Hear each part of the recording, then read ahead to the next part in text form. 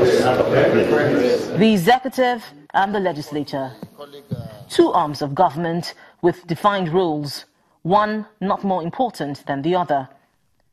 As distinct as their roles are, the Constitution stipulates that they must work together in a finely tuned dance for the good of the country.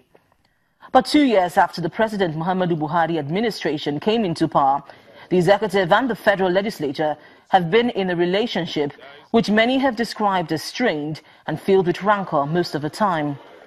You also have the challenge of also perception from the legislators that the executive is out there to ambush them, to actually undermine them. At the same time, also you have an executive that is also desperate to achieve its campaign promises, but that cannot be possible without collaboration and support from the National Assembly. The emergence of the principal officers of the 8th Assembly against the wishes of the ruling party APC is a genesis of the rift between the legislature and some members of the executive in this dispensation. The Senate President is presently at the Code of Conduct Tribunal facing charges of false declaration of assets, an allegation he says is politically motivated because he emerged as Senate President against the wishes of the party.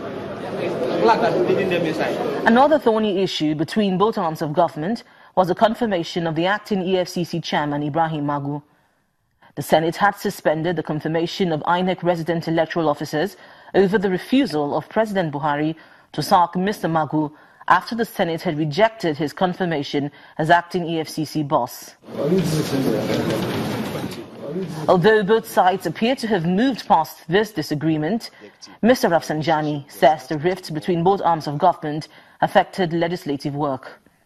At the same time, also, we have had a long delay, of the budget passage, because the budget was submitted, in December, and only in this month that the budget, is ready when we are almost close to half of the year. That's a big challenge. If there was a focus and the attention on the same ruling party with its members, they should have actually accelerated things. But some lawmakers insist that the relationship between both arms is not strained. We in the National Assembly, we want the improvement of our people by way of living standard and a host of others. So we expect to work with the executive to achieving this. But a situation where the heads of MDAs are now scuttling our effort in providing that service to our people, of course we are bound to go on opposing camp. But some federal lawmakers say a cordial relationship between the executive and the legislature is not a priority for good governance. The relationship should not be good. All over the world, the relationship between the executive and the legislature is always not good. That doesn't mean a quarrel.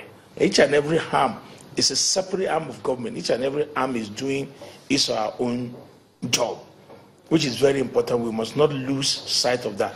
That relationship may never really actually be perfect. One of the things we need to have at the back of our mind is that we must never allow any disagreement to be so deep as to affect the delivery of governance and its dividends to the Nigerian people. Democracy Day presents an opportunity for the executive and the legislature to evaluate the level of cooperation between the two arms and chart a new course where both arms of government will begin to engage productively in a manner which would benefit Nigerians.